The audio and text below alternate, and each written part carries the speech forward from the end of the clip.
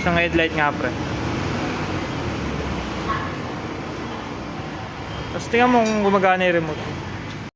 Yun, good day mga boss amo. Welcome sa channel natin, Non-Pro Mechanic. So meron tayo ditong isi-setup na motor.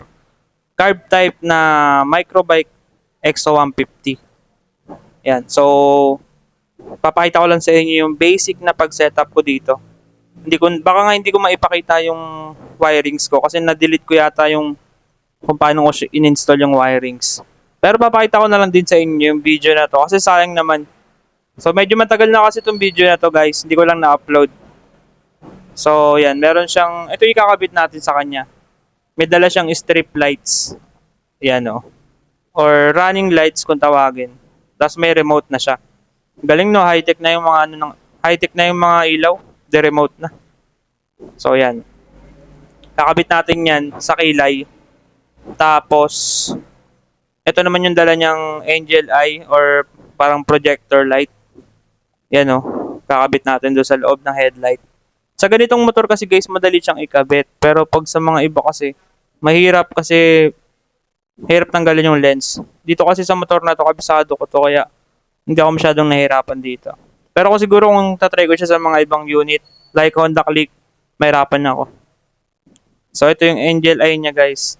Kung di ako nagkakamali, 2.5 yung size nito. May mga size kasi to eh. 2.5 kasi yung mga sakto dito sa EXO 150. Ayan, microbike. So ganyan yung pag-setup ko sa loob. Pinasok ko lang tapos binutasan ko yung likod nito. Doon ko pinadaan yung wirings. Ganun lang ginawa ko dyan. Kaya hindi ako masyadong nahirapan dyan kasi kumbaga madali lang butas ng plastic lang kasi to eh. Ayan o, plastic lang siya.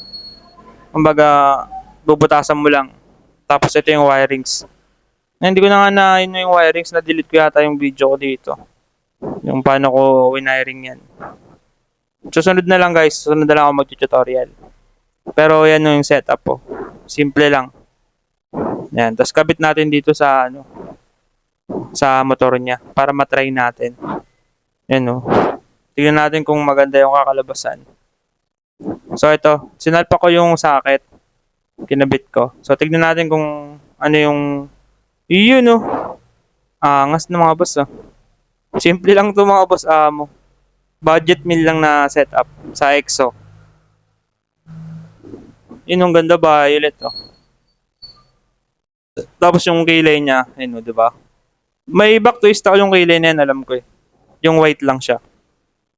Para iwas iwas sita. Di ba? Ang ganda no. Pogi. Simple lang guys. So, hindi ko na masyado napakita yung wiring. Sorry. Susunod na lang. Tapos yung likod niya, ito. Ayan, ganito yung setup. Tapos, yun, salpak na natin sa motor. Diyan ko lang rin kinabit sa mga wirings ng signal light tsaka ng headlight. Para hindi masyadong komplikado. Ayan. Ganyan lang ginawa ko mga boss amo. Hindi ko nga nilagyan ng relay to eh. Pero, goods naman. Hanggang ngayon, goods pa rin naman yung ilaw na yan. Nagpupunta pa rin dito yan. Yun oh, ganda. Angas. So, eto na nga yung motor mga boss amo. Kinabit ko na yung headlight. Tsaka yung mga pairings. So, ito na yung kinalabasan. Ganyan siya. So, hindi nga siya pantay na pantay kasi nga, ang hirap niya pantayin kasi manamahan ko lang to ginagawa mga boss. Hindi ko siya, sukat-sukat lang. Pero hindi ko siya pinupulido pa eh. Yan. Pero yan naman kanalabasan, goods naman. Wala naman problema doon sa nagpagawa. Ganda nga daw eh. Yun o, angas no. EXO 150. So, yung may mga EXO 150 dyan na microbike, pwede nyo to i-share guys para makita nila kung gusto rin nila magpa-setup. Yun o. Simpleng-simple lang guys. Pero yun o. Pansinin siya. Dagdag forma lang siya sa mga EXO. Pogi no.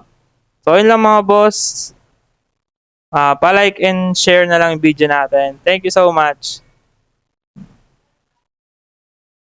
Yun o.